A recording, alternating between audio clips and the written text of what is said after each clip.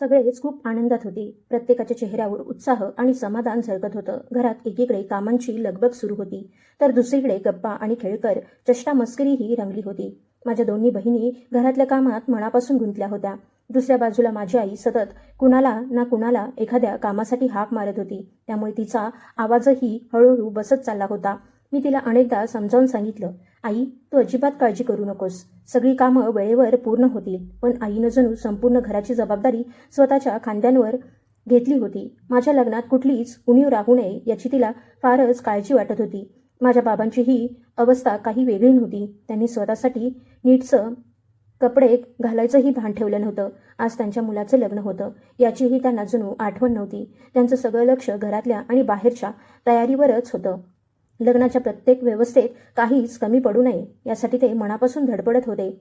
गोडधोडापासून फुलांपर्यंत आणि पाहुण्यांच्या जेवणाच्या सगळ्या तयारीची जबाबदारी त्यांनी स्वतःवर घेतली होती. मी माझा दूरध्वनी चार्ज करण्यासाठी खोलीत आलो. इतक्यात माझा एक चुलत भाऊ हसत माझ्याजवळ आला आणि म्हणाला, मला वाटतंय तू थोडासा घाबरलायस. अजूनही वेळ गेलेली नाही. हवं असेल तर तुला घरातून पळून जायला मी मदत करतो. नंतर असं म्हणू नकोस की कुणी साथ दिली नाही. त्याचं बोलणं ऐकून मी हलकीशी त्याच्या डोक्यावर टपली मारली, तर तो मोठ्याने हसू लागला. तेवढ्यात माझे काका खोलीत आले. त्यांनी माझ्या डोक्यावर प्रेमानं हात ठेवला आणि म्हणाले, आजपासून तू फक्त आमचा मुलगा राहणार नाहीस, तर कुणाच्या आयुष्याची जबाबदारीही स्वीकारणार आहेस. म्हणून प्रत्येक पाऊल विचारपूर्वक टाक. मी फक्त हसत मान हलवली, पण त्यांचं बोलणं ऐकून माझ्या मनातली धडधड आणखी वाढली होती. थोड्याच वेळात माझा मित्र निलेशही आला. तो माझ्या शेजारी बसला आणि हसत म्हणाला, अरे वा, अखेर आपल्या वर राजाचं लग्न झालंच.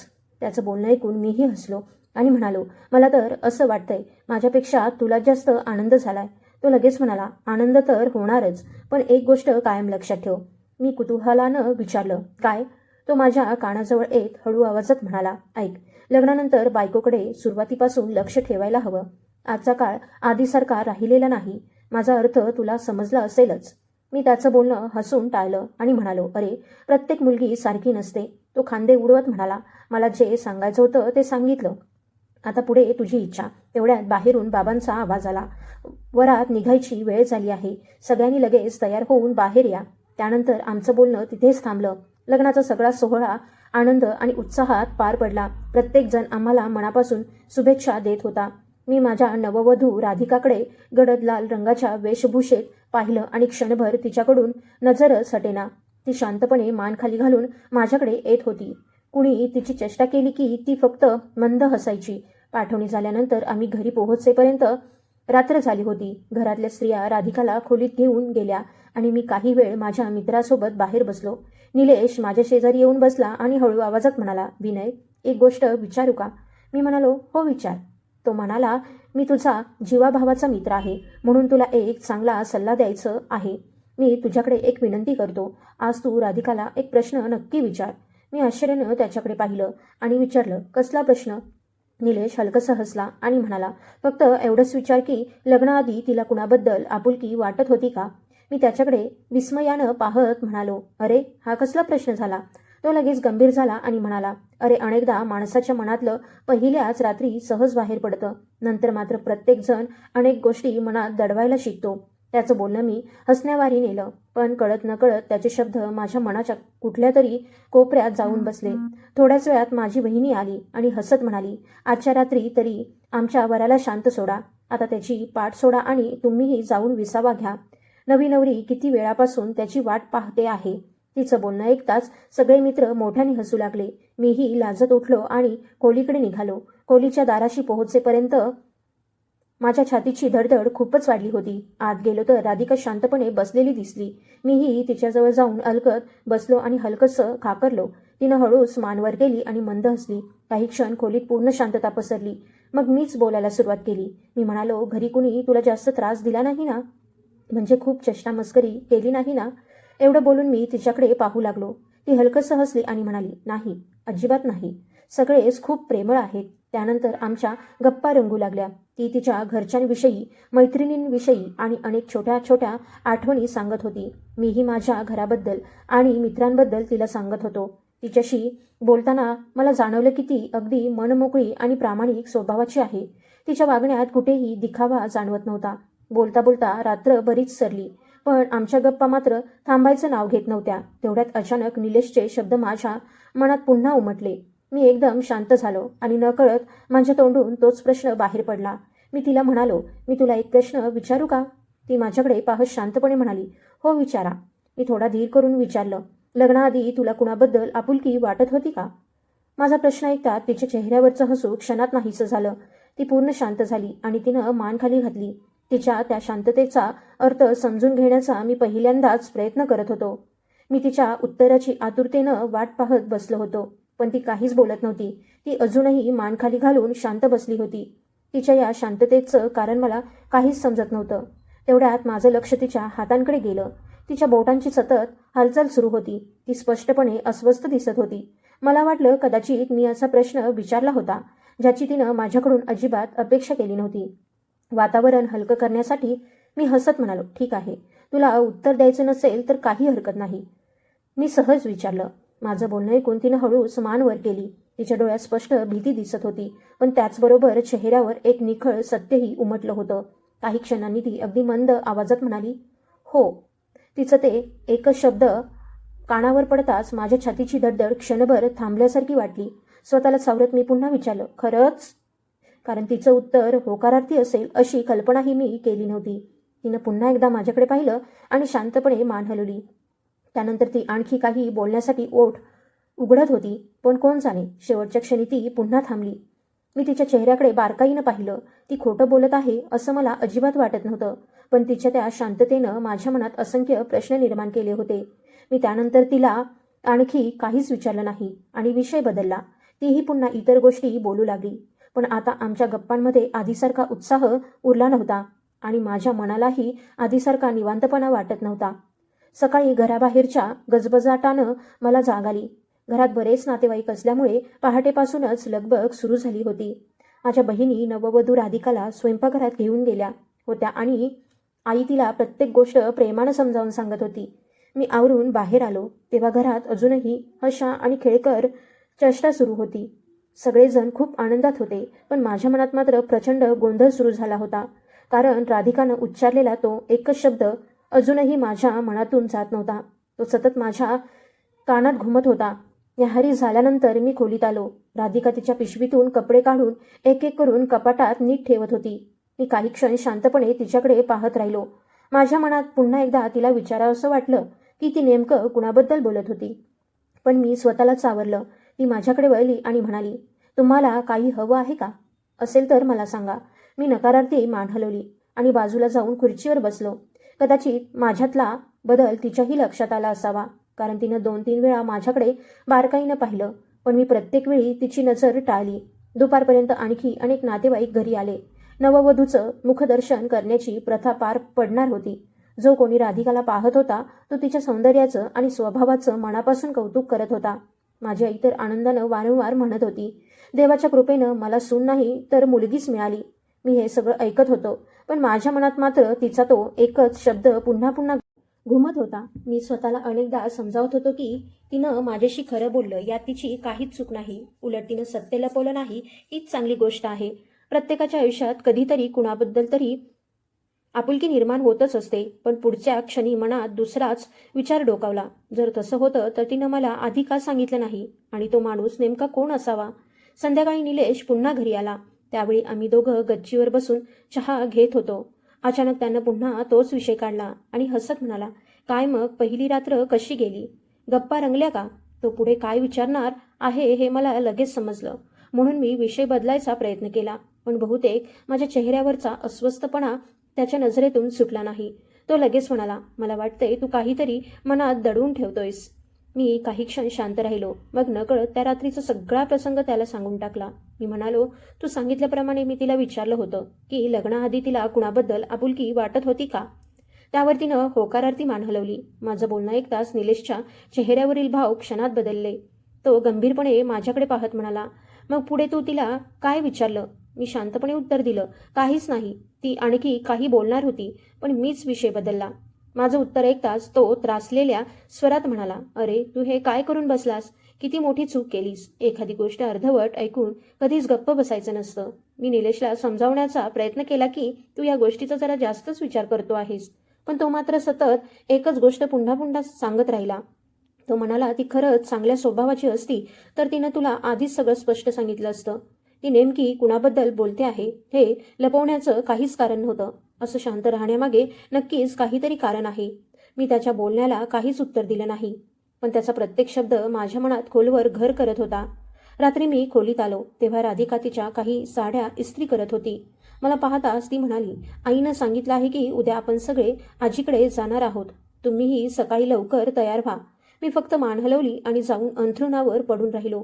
ती काही क्षण माझ्याकडे पाहत राहिली. मग माझ्याजवळ येऊन हळू आवाजात म्हणाली, काय झालं? तुम्ही माझ्यावर रागवलात का? मी तिच्या डोळ्यात बारकाईनं पाहिलं.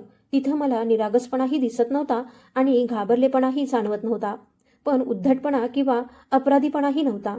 त्या क्षणी मला तिला सगळं विचारावंसं वाटलं की तिला नेमकी कुणाबद्दल आपुलकी वाटत होती. पण निलेशचे शब्द पुन्हा माझ्या मनात घुमू लागले. ज्याला खरं बोलायचं असतं तो कधीच गप्प राहत नाही. मी शांतपणे म्हणालो, नाही, तसं काहीच नाही, आणि दुसऱ्या बाजूला वळून पडलो. तिनंही तिचं काम आवरलं आणि माझ्या विरुद्ध बाजूला येऊन झोपली. पण त्या रात्री ना तिला झोप लागली ना मला. आम्ही दोघंही रात्रभर फक्त कुशी बदलत राहिलो. प्रत्येक वेळी माझ्या डोळ्यांसमोर तो क्षण उभा राहत होता जेव्हा तिनं माझ्याकडे पाहून शांतपणे होकारार्थी मान हलवली होती. त्या एका शब्दातून सुरू झालेला हा गोंधळ पुढच्या काही दिवसात माझ्या आयुष्याला अशा वळणावर आणून उभा करेल याची मला साधी कल्पनाही नव्हती. लग्नाला अजून फारसे दिवस झाले नव्हते. घरात अजूनही पाहुण्यांची सतत ये-जा सुरू होती. कधी कुणी भेटायला यायचं तर कधी कुणी अचानक घरी येऊन बसायचं. राधिका प्रत्येकाशी अत्यंत प्रेमानं आणि आदरानं वागत होती. आई स्वयंपाकघरात काम करत असली तर ती लगेच तिला बसायला सांगायची आणि स्वतः सगळी कामं हातात घ्यायची. कधी ती माझ्या बहिणींसोबत मन मोकळ्या गप्पा मारायची तर कधी बाबांच्या औषधांची वेळ सांभाळायची. घरातले सगळे हळूहळू तिच्या सहवासाला सरावत होते आणि प्रत्येकजण तिचं मनापासून कौतुक करत होते. पण तिचं जितकं जास्त कौतुक माझ्या कानावर पडायचं तितके जास्त प्रश्न माझ्या मनात निर्माण व्हायचे.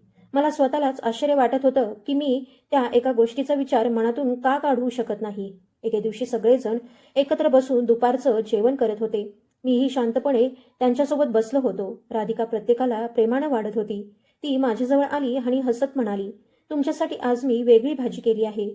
तुम्हाला कमी तिखट आवडतं हे मला माहीत आहे. तिचं बोलणं ऐकून मी क्षणभर थक्क झालो, कारण मला कमी तिखट आवडतं हे मी तिला कधीच सांगितलं नव्हतं. तेवढ्यात माझ्या चेहऱ्यावरचं आश्चर्य आईच्या लक्षात आलं आणि ती हसत म्हणाली, अरे, मीच राधिकाला सांगितलं की तुला कमी तिखट आवडतं. सगळेजण हसत खेळत जेवत होते, पण मी मात्र शांत बसलो होतो. माझी नजर वारंवार राधिकाच्या चेहऱ्याकडे जात होती. ती प्रत्येकाची मनापासून काळजी घेत होती. जणू ती कित्येक वर्षांपासून आमच्या घराचाच एक भाग होती. जेवण झाल्यानंतर मी खोलीत आलो तेव्हा राधिका माझ्या कार्यालयातल्या महत्त्वाच्या कागदपत्रांची नीट घडी घालून ती एका बाजूला ठेवत होती. मी तिला तसं करताना पाहिलं आणि तिला थांबवलं. मी म्हणालो, हे तू करू नकोस, मी स्वतः आवरून ठेवतो. ती हलकसं हसली आणि म्हणाली, प्रत्येक काम तुम्हीच करणार असाल तर मग माझी गरज तरी काय? असं म्हणत ती पुन्हा मंद हसू लागली. पण त्या क्षणीही माझ्या मनात एकच विचार सुरू होता, जर या मुलीच्या मनात आधी कुणाबद्दल आपुलकी होती तर ती माझ्याशी इतक्या जिव्हाळ्यानं का वागत आहे? मी अनेकदा स्वतःला समजावण्याचा प्रयत्न केला की हे सगळे निरर्थक विचार मनातून काढून टाक, पण माझं मन काही ऐकायलाच तयार नव्हतं. संध्याकाळी निलेशचा मला दूरध्वनी आला. त्यानं मला घराबाहेर भेटायला बोलावलं. तो म्हणाला, अरे, बरेच दिवस झाले आपण निवांत बसून गप्पाच मारल्या नाहीत. मी लगेच त्याच्याकडे गेलो. आम्ही दोघं त्यावेळी एका छोट्याशा खानावळीत बसून चहा घेत होतो. तो हसत म्हणाला, काय मग, वहिनीनं तुला पूर्णपणे आपल्या ताब्यात घेतलं की अजूनही आधीसारखाच मोकळेपणानं फिरतोस?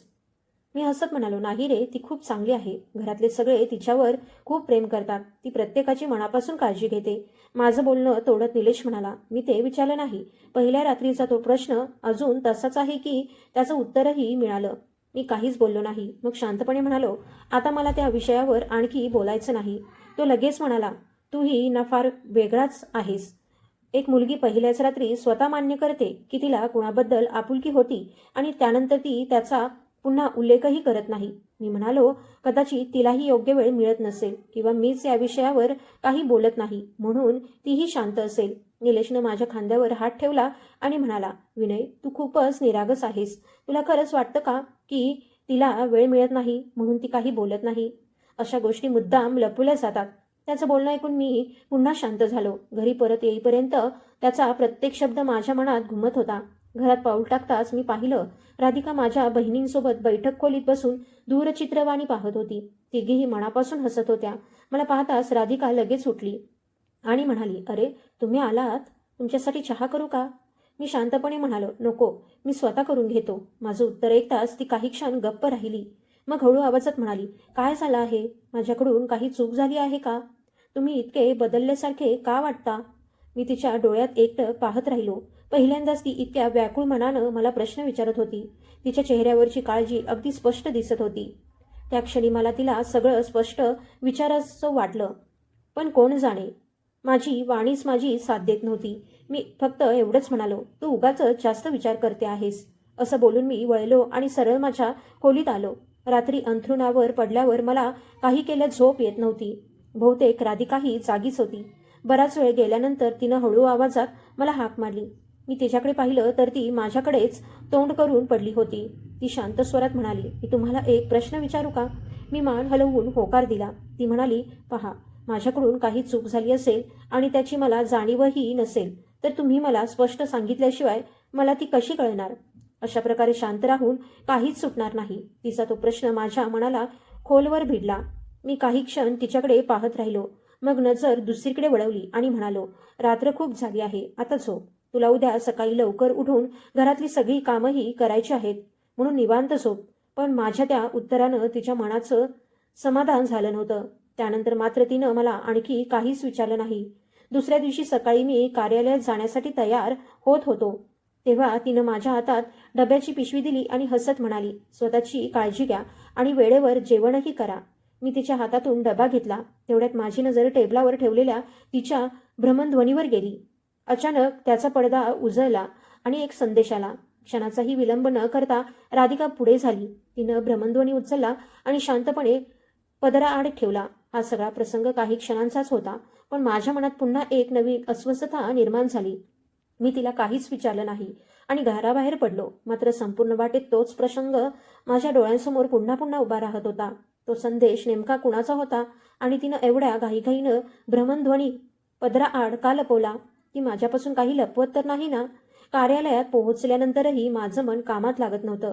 समोर कागदपत्रांचे ढीग पडले होते, पण माझं लक्ष वारंवार त्या प्रसंगाकडेच जात होतं. कधी स्वतःला समजावत होतो की मी उगाचच जास्त विचार करतो आहे, पण लगेच तिचं ते वागणं पुन्हा आठवायचं. मी स्वतःला पटवून देण्याचा प्रयत्न करत होतो की प्रत्येक माणसाचं स्वतःचं वैयक्तिक आयुष्य असतं, पण त्याचवेळी निलेशनं सांगितलेले शब्द आठवायचे. काही माणसं सत्य लपवण्यात फार तरबेज असतात. संध्याकाळी मी घरी आलो तेव्हा नेहमीप्रमाणे घरात आनंदाचं वातावरण होतं. आई आणि बाबा बैठक खोलीत बसले होते. माझ्या बहिणी भ्रमणध्वनीवर लहान व्हिडिओ पाहत एकमेकींसोबत हसत होत्या आणि राधिका स्वयंपाकघरातून चहाचा ट्रे घेऊन येत होती. तिनं सगळ्यांसमोर चहाचे कप ठेवले. मला पाहताच ती हसून म्हणाली, आज तुमच्यासाठी मुगाच्या डाळीची भजी केली आहेत. अजून गरम आहेत. आधी आवरून या आणि मग लगेच खा. मी तिच्याकडे पाहिलं. ती अगदी नेहमीसारखीच वागत होती. जणू तिच्या मनात कसलीच काळजी नव्हती. मीही स्वतःला शक्य तितकं शांत दाखवण्याचा प्रयत्न करत होतो, पण माझ्या मनातली अस्वस्थता कमी होण्याऐवजी आणखी वाढत होती. चहा घेत असताना आई म्हणाली, उद्या तुम्ही दोघांनी आत्याकडे जायचं आहे. त्यांनी खास तुम्हा दोघांना बोलावलं आहे. राधिका लगेच हसून म्हणाली, ठीक आहे आई. त्यानंतर तिनं माझ्याकडे पाहिलं. जणू माझ्या उत्तराची वाट पाहत होती. मीही मान हलवून होकार दिला. दुसऱ्या दिवशी आम्ही दोघं आत्याच्या घरी पोहोचलो. तिथं आधीपासूनच बरेच पाहुणे आले होते. सगळेजण राधिकाशी बोलत होते. कुणी तिच्या वेशभूषेचं कौतुक करत होतं, कुणी तिच्या सौंदर्याचं तर कुणी तिच्या स्वभावाचं. ती प्रत्येकाशी हसत मुखानं बोलत होती आणि प्रेमानं उत्तर देत होती. मी एका बाजूला शांत बसून हे सगळं पाहत होतो. तेवढ्यात माझ्या आत्याच्या जाऊ माझ्याजवळ आल्या. त्यांनी माझ्या डोक्यावर प्रेमानं हात ठेवला आणि म्हणाल्या, बाळा, देव तुला कायम आनंदात ठेवो. तुझं भाग्य मोठं आहे. तुला इतकी चांगली पत्नी मिळाली. मी त्यांच्याकडे एकदा पाहिलं, पण त्यांच्या त्या बोलण्यावर आनंद मानावा की मनातली वेदना वाढवावी हेच मला समजत नव्हतं. परतीच्या वाटेवर गाडीत बराच वेळ शांतता होती. मग राधिकानं अचानक माझ्याकडे पाहिलं आणि हळू आवाजात म्हणाली, आज तुम्ही दिवसभर खूपच शांत होता. काय झालं आहे? सगळं ठीक आहे ना? मी हलकसं हसत मान हलवली. ती काही क्षण माझ्या चेहऱ्याकडे बारकाईनं पाहत राहिली. मग पुन्हा शांत स्वरात म्हणाली, तुम्ही जेव्हा खरं लपवता ना, तेव्हा तुमच्या चेहऱ्यावरचे भाव लगेच बदलतात. तिचं हे बोलणं ऐकताच मी क्षणभर थबकलो. मी हसण्याचा प्रयत्न केला आणि म्हणालो, काहीच दिवसात तू मला इतकं ओळखलंस? ती मंद हसली आणि शांत स्वरात म्हणाली, जेव्हा एखाद्या माणसाला मनापासून आपलं मानलं जातं, तेव्हा त्याला समजून घ्यायला फार वेळ लागत नाही. तिचं हे बोलणं थेट माझ्या मनाला भिडलं. तरीही मी काहीच बोललो नाही. रात्री जेवण झाल्यानंतर मी अंगणात फेरफटका मारत होतो. तेवढ्यात निलेशचा दूरध्वनी आला. त्यानं मला बाहेर भेटायला बोलावलं. तो म्हणाला, एक महत्त्वाची गोष्ट बोलायची आहे. मी लगेच त्याला भेटायला गेलो.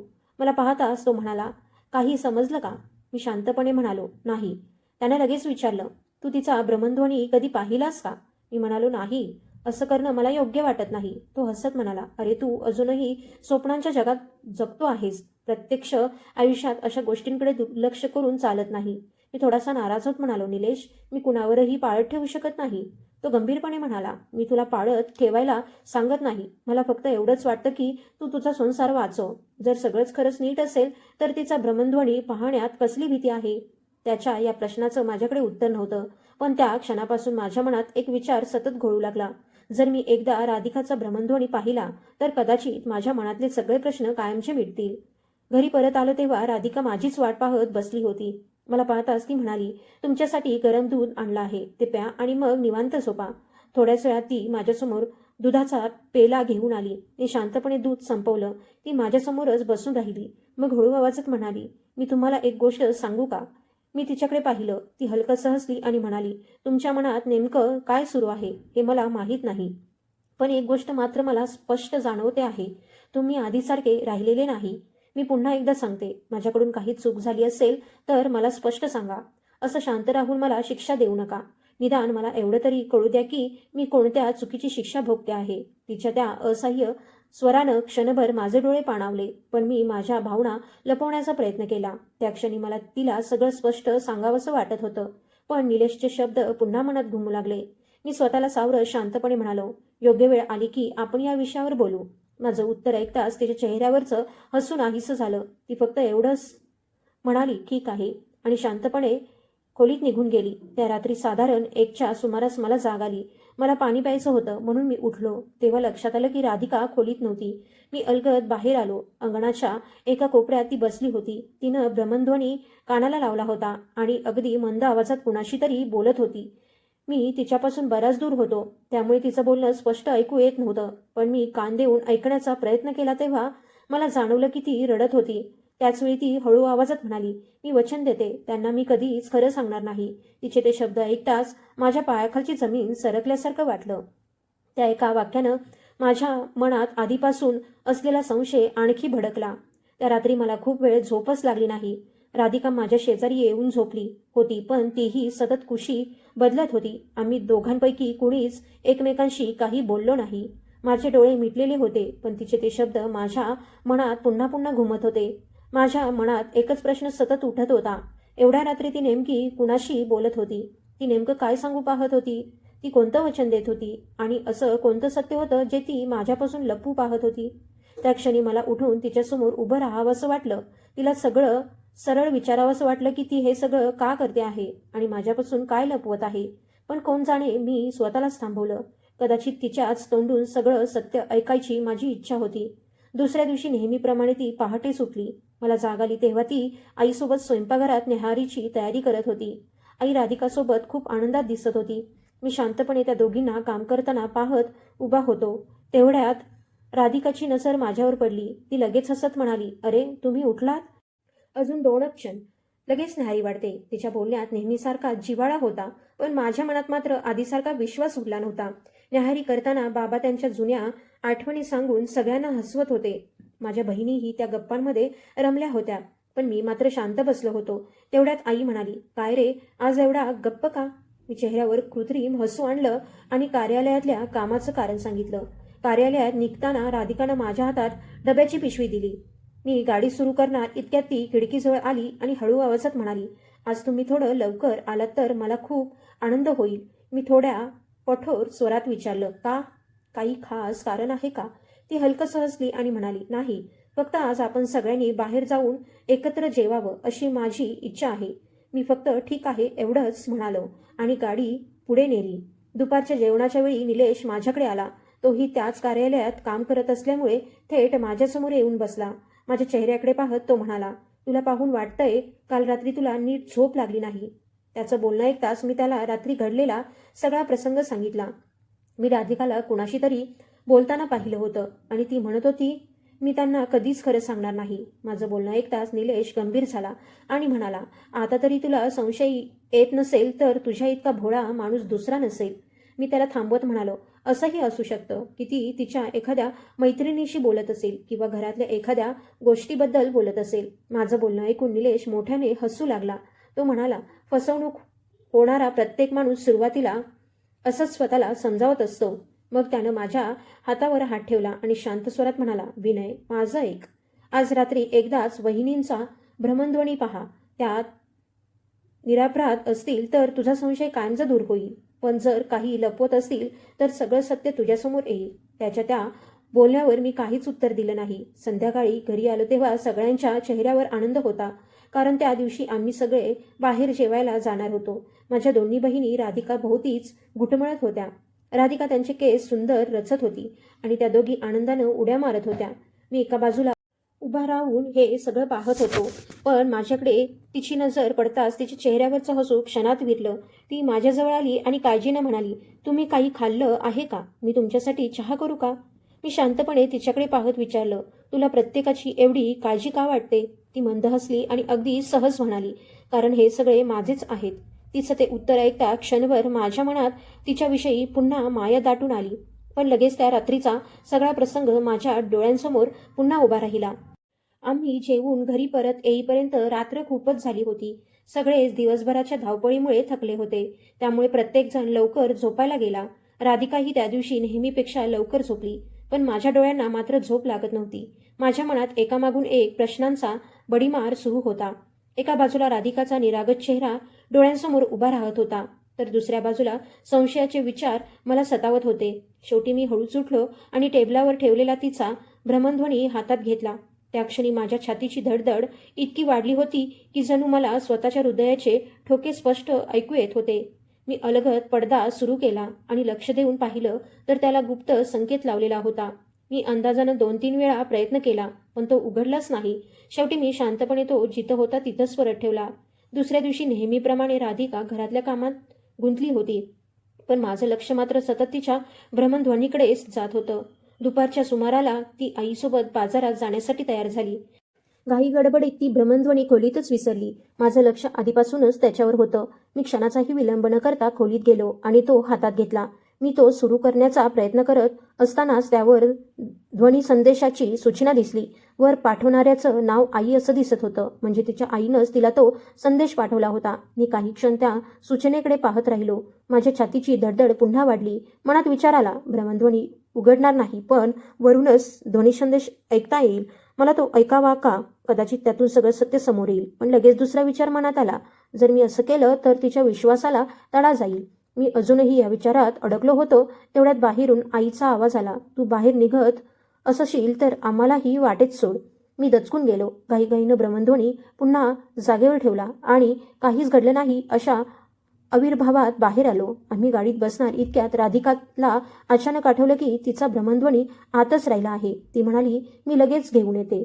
ती आत गेली आणि काही क्षणांनी परत आली. तिची नजर थेट भ्रमणध्वनीवरच गेली. तिनं तो शांतपणे उचलला आणि पिशवीत ठेवला. त्या क्षणी मला क्षणभर वाटलं तिला माझ्या खोलीत गेल्याचा संशय आला असावा, पण तिनं काहीच विचारलं नाही. बाजाराकडे जाताना गाडीत आई आणि राधिका सतत खरेदीविषयी बोलत होत्या. काय घ्यायचं, कुठून घ्यायचं यावर त्यांची रंगलेली चर्चा सुरू होती. दोघी कधी बाबांच्या कपड्यांविषयी बोलत होत्या, कधी माझ्या बहिणींसाठी काय घ्यायचं यावर बोलत होत्या, तर कधी घरासाठी लागणाऱ्या वस्तूंची यादी करत होत्या. मी मात्र शांतपणे गाडी चालवत होतो. राधिकानं अनेकदा माझ्याकडे पाहिलं, पण मी नजर रस्त्यावरून हलू दिली नाही. बाजारात पोहोचल्यानंतर आई एका दुकानात गेली. राधिकाही तिच्यासोबत होती. तेवढ्यात निलेशचा दूरध्वनी आला. तो लगेच म्हणाला, काही समजलं का? मी हळू आवाजात उत्तर दिलं. भ्रमणध्वनी हातात आला होता, पण त्याचा गुप्त संकेत उघडता आला नाही. माझं उत्तर ऐकताच तो चिडून म्हणाला, तुझ्याकडून एक साधं कामही होत नाही. मी त्याला सांगितलं, आज त्यावर एक ध्वनी संदेश आला होता. पाठवणाऱ्याचं नाव आई असं दिसत होतं. निलेश काही क्षण शांत राहिला. मग तो म्हणाला, असंही असू शकतं की तिनं कुणा दुसऱ्याचा क्रमांक आई या नावानं जतन करून ठेवला असेल. अनेक जण संशय येऊ नये म्हणून असंच करतात. निलेशचं ते बोलणं ऐकताच माझ्या मनात एक वेगळीच अस्वस्थता निर्माण झाली. मला प्रचंड घाबरल्यासारखं वाटू लागलं, कारण असं काहीही खरं असावं असं मला अजिबात वाटत नव्हतं. आम्ही घरी परत आलो तेव्हा संध्याकाळ झाली होती. राधिका बाजारातून आणलेल्या सगळ्या वस्तू नीट लावून ठेवत होती. माझ्या बहिणी नव्या कपड्यांकडे पाहून खूप आनंदात होत्या. राधिकानं निवडलेल्या वस्तू त्यांना खूप आवडल्या होत्या. राधिकानं प्रेमानं त्यांच्या डोक्यावर हात फिरवला आणि म्हणाली, तुम्ही माझ्या बहिणी आहात, मग तुमच्यासाठी मी नेहमीच उत्तम वस्तू आणणार. हे सगळं पाहून आईच्या डोळ्यात आनंदाश्रू तरळले. ती भावूक होऊन म्हणाली, देवानं आमच्यातलं हे प्रेम असंच कायम टिकवावं. आमच्या सुखाला कुणाचीही वाईट नजर लागू नये. मी मात्र शांतपणे माझ्या खोलीत जाऊन बसलो. रात्री राधिका माझ्यासाठी कॉफी घेऊन आली. कप माझ्या हातात देताना ती हळू आवाजात म्हणाली, तुम्ही माझ्याकडे पाहणं का टाळता? मी मनाविरुद्ध उत्तर दिलं, तसं काहीच नाही. ती लगेच माझ्यासमोर येऊन बसली. काही क्षण माझ्याकडे एकटक पाहत राहिली आणि मग मंद स्वरात म्हणाली, जर मला तुम्हाला एक महत्त्वाची गोष्ट सांगायची असेल तर तुम्ही ती पूर्ण ऐकाल का, की मध्येच रागावाल? तिचं हे बोलणं ऐकताच माझ्या छातीची धडधड वाढली. मला वाटलं कदाचित आता ती स्वतःहून सगळं सत्य सांगणार होती. मी गंभीरपणे म्हणालो, आधी काय आहे ते सांग, त्यानंतर मी काय करायचं ते ठरवेन. ती बोलायला सुरुवात करणार इतक्यात बाहेरून माझ्या बहिणीचा आवाज आला, वहिनी लवकर या, आई तुम्हाला बोलावते आहे. राधिका क्षणभर थांबली, मग हलकंसं हसून म्हणाली, ठीक आहे, या विषयावर आपण नंतर शांतपणे बोलू. मी तिचा हात धरला आणि म्हणालो, नाही, मला आत्ताच ऐकायचं आहे. तिनं माझ्याकडे पाहिलं. तिच्या नजरेत बरंच काही दडलेलं जाणवत होतं. पण ती अलगद उठली आणि म्हणाली, आत्ता घाईत ही गोष्ट सांगणं योग्य नाही. आपण निवांत बसू, तेव्हा सगळं सांगते. असं म्हणून ती खोलीबाहेर निघून गेली. मी मात्र असहाय्यपणे तिच्याकडे पाहत राहिलो. पुढचे 2 दिवस तिनं अनेकदा माझ्याशी निवांत बोलायचा प्रयत्न केला, पण प्रत्येक वेळी काही ना काही अडथळा यायचाच. कधी आई तिला हाक मारायची, कधी अचानक पाहुणे यायचे, कधी माझ्या बहिणींना तिची गरज भासायची. त्यात मीही कार्यालयाच्या कामात गुंतलेलो होतो. मला असं वाटू लागलं होतं की नियतीलाच तिच्या मनातलं मला कळू द्यायचं नव्हतं. एके दिवशी मी कार्यालयात माझ्या जागेवर बसलो होतो. तेवढ्यात निलेश माझ्या कक्षात आला. त्यानं दार बंद केलं आणि म्हणाला, तू अजूनही कल्पनांच्या जगातच जगतो आहेस. तुझी पत्नी खरंच निरापराध असती तर आतापर्यंत तिनं सगळं स्पष्ट सांगितलं असतं. मी शांतपणे म्हणालो, तसं नाही. तिनं अनेकदा माझ्याशी बोलायचा प्रयत्न केला आहे, पण प्रत्येक वेळी काहीतरी घडतं आणि बोलणं अर्धवट राहतं. तो उपहासानं हसला आणि म्हणाला, हीच तर तिची चालाकी आहे. तुला वाटत राहील की ती सगळं सांगणार आहे, पण खरं कधीच समोर येणार नाही. आणि तू इतका निरागस आहेस की तिचा डाव तुला अजूनही समजत नाही. मी त्याच्या बोलण्यावर काहीच उत्तर दिलं नाही. तेवढ्यात निलेशनं कपाटातून एक भ्रमणध्वनी काढला आणि माझ्यासमोर ठेवला. तो म्हणाला, हा माझ्या ओळखीच्या माणसाचा प्रसंग आहे. त्याची पत्नी ही अगदी निरागस असल्याचा आव आणायची, पण नंतर समजलं की ती अनेक वर्षांपासून दुसऱ्याच कुणाशी संपर्कात होती. त्यानंतर त्यानं मला काही जुनी छायाचित्र आणि काही संदेश दाखवले. तो पुन्हा पुन्हा एकच गोष्ट सांगत राहिला, स्त्रीची शांतता सर्वात धोकादायक असते. त्याचं ते बोलणं ऐकून माझं मन आणखी अस्वस्थ झालं. मी एक शब्दही न बोलता तिथून उठलो आणि बाहेर पडलो. पण माझ्या मनातला संशय आता आणखीच घट्ट होत चालला होता. निलेश माझ्याकडे पाहत म्हणाला, आता सत्य समजून घेण्याचा एकच मार्ग आहे. मी विचारलं, कोणता? तो म्हणाला, आज संध्याकाळी कुणालाही न सांगता नेहमीपेक्षा लवकर घरी जा आणि मग शांतपणे पहा राधिका काय करते आहे. अनेकदा अशाच वेळी खरं समोर येतं.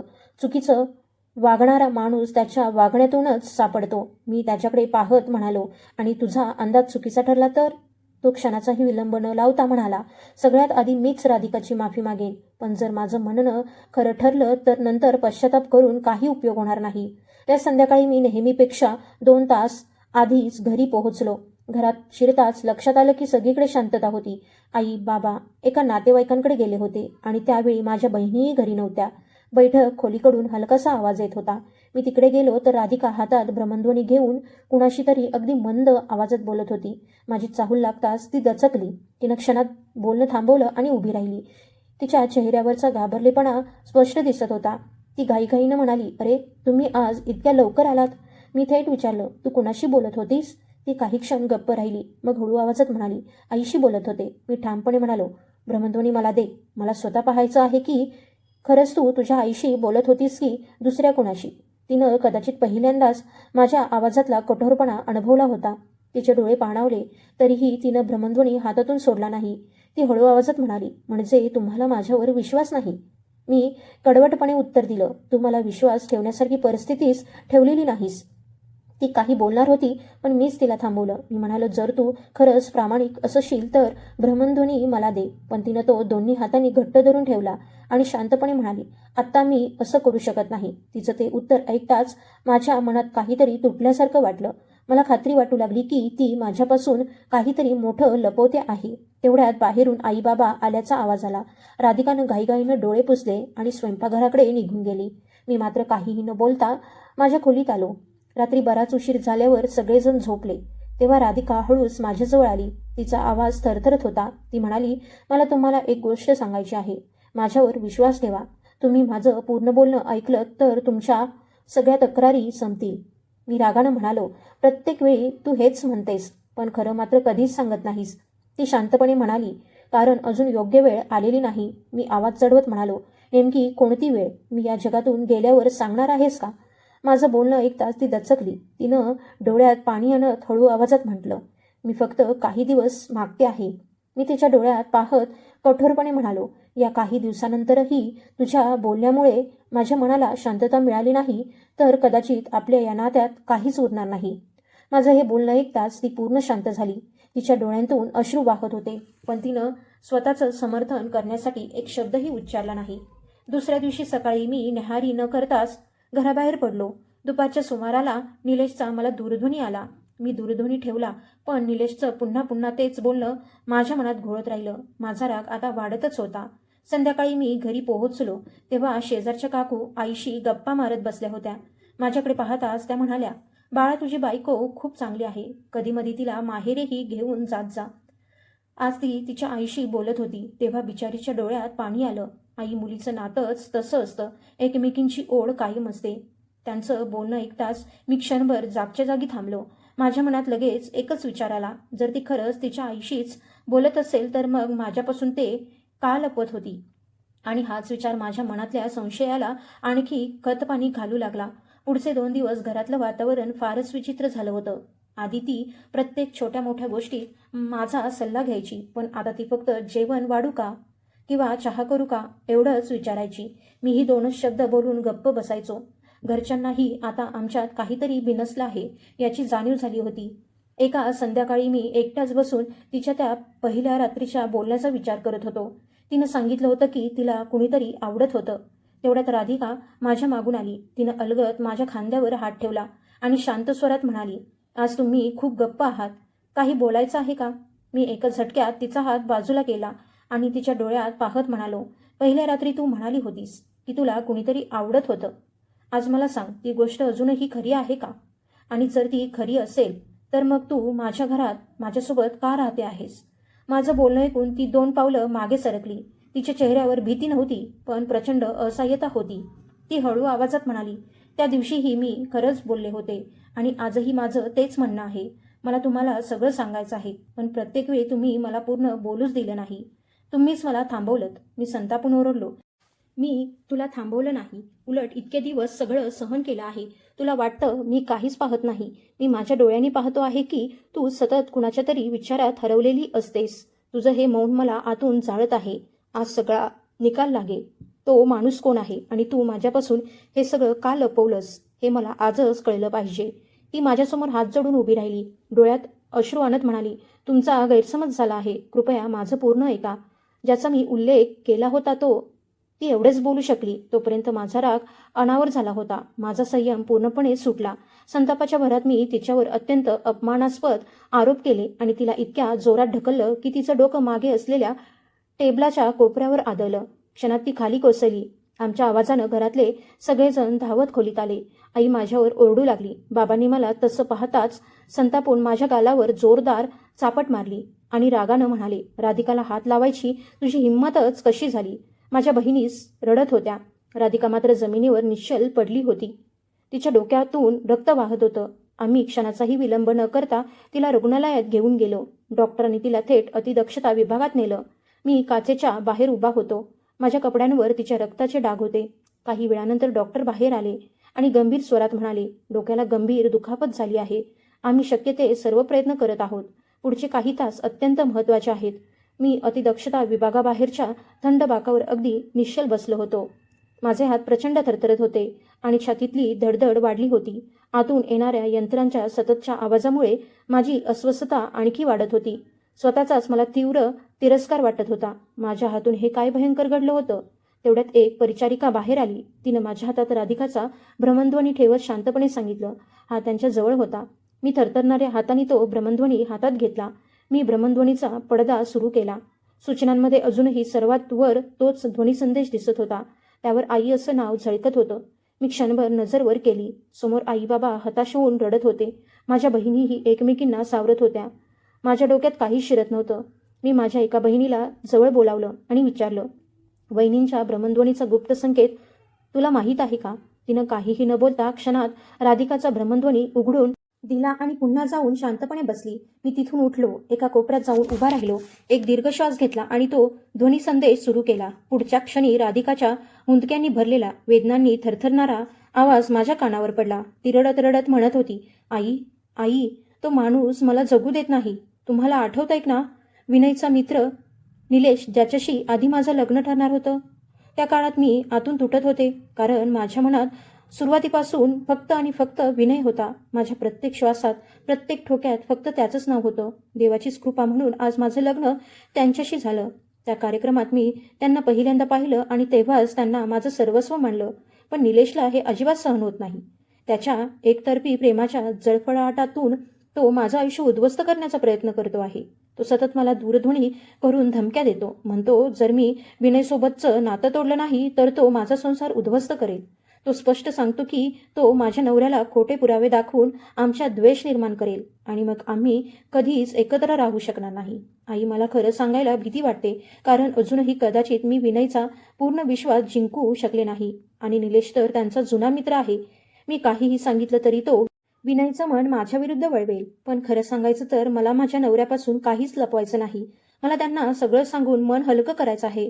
पण प्रत्येक वेळी माझी हिंमतच साथ सोडते. मला आमच्या आयुष्याचा पाया फक्त आणि फक्त सत्यावर उभा राहावा असं वाटतं. आमच्यात एकही गोष्ट लपलेली राहू नये. पण निलेशच्या धमक्या आणि त्याची भीती मला आतून पोखरत आहे. सत्य सांगताना माझा संसार उद्ध्वस्त होईल अशी भीती सतत वाटते. तरीही एक दिवस मी त्यांना सगळं नक्की सांगणार आहे. मला पूर्ण विश्वास आहे विनय मला एक संधी नक्की देतील. ते माझं पूर्ण बोलणं ऐकल्याशिवाय कधीच निर्णय घेणार नाहीत. पण मला फक्त एवढीच भीती वाटते की निलेशनं त्याआधी सगळं बिघडवलं तर. त्यानंतर तिच्या आईचा आवाज ऐकू आला. त्या थरथरत्या दुःखी स्वरात म्हणत होत्या, बाळा, धीर सोडू नकोस. देवावर विश्वास ठेव. निलेश सोबत तुझं लग्न ठरवून आमच्याकडून फार मोठी चूक झाली. तोच निलेश विनयचा मित्र आहे हे आम्हाला मुळीच माहीत नव्हतं. पण तुझं प्रेम निर्मळ आहे. विनय तुझ्या प्रेमाची सत्यता नक्की ओळखतील आणि तुझ्या बोलण्याला महत्त्व देतील. पण माझं एक ऐक, आता काही दिवस शांत राहा.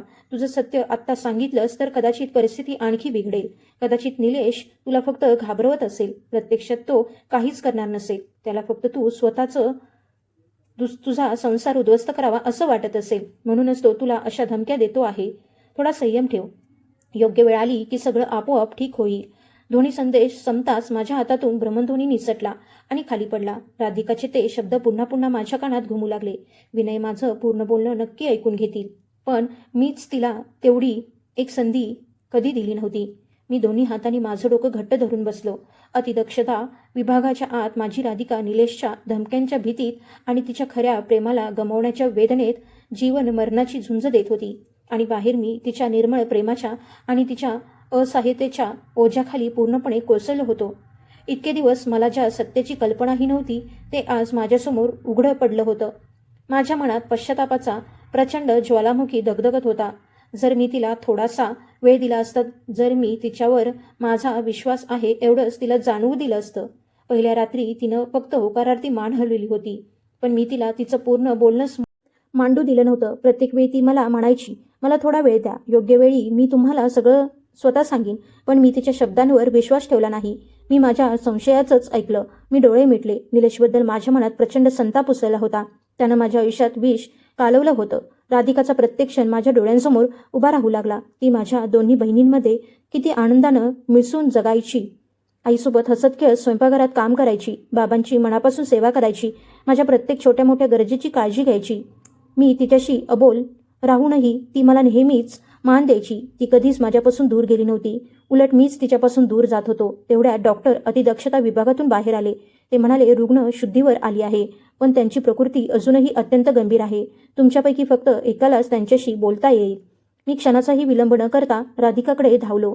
तिनं मोठ्या कष्टानं डोळे उघडले. मी तिचा हात माझ्या हातात घेतला आणि अनावर होऊन रडू लागलो. मी तिच्या पायांवर डोकं ठेवलं आणि हुंदके देत म्हणालो, राधिका, मला माफ कर. मी तुझं एकदाही पूर्ण बोलणं ऐकलं नाही, तुझ्यावर विश्वास ठेवला नाही, तुला आज दोषी ठरवलं, पण खरा दोषी तर मीच होतो. तिनं अलगद ओठ हलवले आणि मंद आवाजात म्हणाली, मला तुमच्याबद्दल कधीच राग नव्हता. मी तर सुरुवातीपासून फक्त आणि फक्त तुमच्यावरच प्रेम केलं. पण एकच दुःख कायम राहील, तुम्ही मला स्वतःचं सत्य सांगण्याची एक संधीही दिली नाही. मी तिचे अश्रू अलगद पुसले. थरथरत्या आवाजात म्हणालो, निलेश मला सतत भडकवत होता. रोज तो माझ्या मनात हेच भरवत राहिला की तू दुसऱ्यावर प्रेम करतेस आणि माझी फसवणूक करतेस. त्यानं पेरलेल्या संशयाच्या बीजानं माझी विचार करण्याची शक्तीच हिरावून घेतली.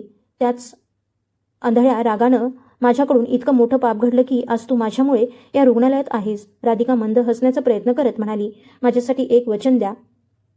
कुणी काहीही सांगितलं म्हणून कधीच विश्वास ठेवू नका. ना ती संशयावर नाही, विश्वासावर टिकतात. मी डोळ्यांतून अश्रू वाहत असताना चोकारार्थी मान हलवली. मी तिचा हात घट्ट पकडत म्हणालो, तू फक्त लवकर बरी हो. आपण पुन्हा नव्यानं आयुष्य सुरू करू. यावेळी आपल्या दोघांच्या मध्ये कुणालाही येऊ देणार नाही. मी हात जोडून तिच्यासमोर उभा राहिलो आणि म्हणालो, शक्य असेल तर मला माफ कर. तिला विश्रांती घ्यायला सांगून मी बाहेर पडलो. त्या क्षणी मला आयुष्यातला सर्वात मोठा धडा मिळाला. माणसाचं आयुष्य उद्ध्वस्त करण्यासाठी नेहमी बाहेरचा शत्रूच लागतो असं नाही. कधी अर्धवट ऐकलेलं बोलणं, त्याचा चुकीचा अर्थ, विनाकारण आलेला संशय आणि चुकीच्या माणसाची साथही संपूर्ण आयुष्य उद्ध्वस्त करण्यासाठी पुरेशी ठरते. मी त्याच क्षणी वेड्यासारखा कार्यालयाकडे धावलो.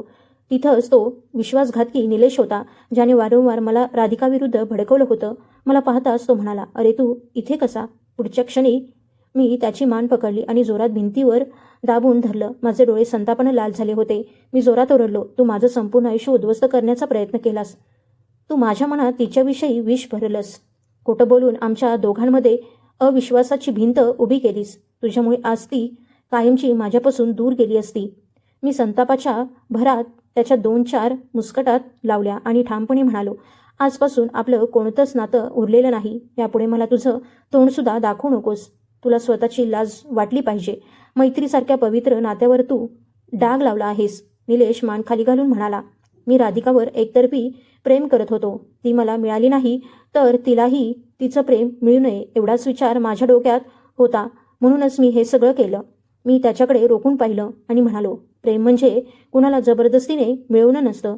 प्रेम म्हणजे समोरच्याच्या आनंदासाठी जगणं असतं. पण तुझ्यासारख्या नीच विचारांच्या माणसाला हे कधीच समजणार नाही. एवढं बोलून मी तिथून निघून आलो. काही दिवसांनी राधिकाला रुग्णालयातून घरी सोडण्यात आलं. ती हळूहळू बरी होत होती. मी आणि माझं संपूर्ण कुटुंब तिची मनापासून काळजी घेत होतो. ती लवकर पूर्णपणे सावरावी यासाठी आम्ही सगळेच प्रयत्न करत होतो. पण माझ्या मनातला पश्चाताप मात्र दिवसेंदिवस वाढत होता. कित्येक वेळा मी तिच्या पायांवर डोकं ठेवून तिची माफी मागितली होती. राधिकानं मला मनापासून माफही केलं. ती नेहमी मला म्हणायची, तुम्ही जे काही केलं ते रागाच्या भरात केलं. त्यासाठी फक्त तुम्हालाच दोष देता येणार नाही. खरं सांगायचं तर चूक आपल्या दोघांचीही होती. आपण कधीच एकमेकांशी मन मोकळेपणानं बोललो नाही. आपण दोघंही योग्य वेळेची वाट पाहत राहिलो. पण जेव्हा 2 माणसं एकमेकांशी स्पष्टपणे बोलत नाहीत तेव्हा तिसऱ्या माणसाला त्यांच्या नात्यात शिरण्याची संधी मिळते. आपल्या बाबतीतही तसंच झालं आणि निलेशनं त्याचा फायदा घेतला. पण आजपासून आपण दोघं एकमेकांना एक वचन देऊया. आपल्या मनातली एकही गोष्ट आपण लपवणार नाही. कोणताही गैरसमज झाला तर तो लगेच बोलून दूर करू. तिचं हे बोलणं ऐकून माझ्या चेहऱ्यावर अनेक दिवसांनी खरं हास्य उमटलं.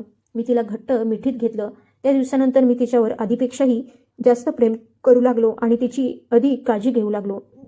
निलेशनं लाजेमुळे किंवा इतर कोणत्या तरी कारणानं ती नोकरी सोडली. तो कुठे गेला याची मला कधीच माहिती मिळाली नाही. पण तेच योग्य झालं, कारण त्याचा चेहराही मला पुन्हा कधीच पाहायचा नव्हता. मित्रांनो, ही कथा आपल्याला एक महत्त्वाचा धडा देते. कोणत्याही नात्याचा सर्वात भक्कम पाया म्हणजे विश्वास आणि मन मोकळा संवाद. अर्धवट ऐकलेलं बोलणं, विनाकारण आलेला संशय आणि इतरांच्या बोलण्यावर अंधळा विश्वास ठेवून घेतलेले निर्णय अगदी घट्ट नातेसुद्धा क्षणात उद्ध्वस्त करू शकतात. म्हणून कोणताही निष्कर्ष काढण्यापूर्वी संपूर्ण सत्य जाणून घेणं आणि समोरच्याचं म्हणणं शांतपणे ऐकणं खूप आवश्यक असतं. मित्रांनो, तुम्ही ही कथा कोणत्या शहरातून ऐकत आहात ते आम्हाला नक्की कळवा. कथा आवडली असेल तर पसंती द्या, जास्तीत जास्त लोकांपर्यंत पोहोचवा आणि तुमच्या मित्रमैत्रिणींनाही पाठवा. अशाच हृदयस्पर्शी कथा ऐकण्यासाठी सबस्क्राईब करायला विसरू नका. माझा हा प्रयत्न तुम्हाला आवडला असेल तर तुमच्यासाठी अशा सुंदर कथा घेऊन येण्याची प्रेरणा मला मिळत राहील. ही कथा पूर्णपणे काल्पनिक आहे. तिचा उद्देश केवळ मनोरंजन आणि सकारात्मक सामाजिक संदेश देणे हा आहे. या कथेतील सर्व पात्र, घटना आणि स्थळ काल्पनिक आहेत. त्यांचा कोणत्याही प्रत्यक्ष व्यक्ती, घटना किंवा स्थळाशी साधर्म्य आढळल्यास तो केवळ योगायोग समजावा. धन्यवाद.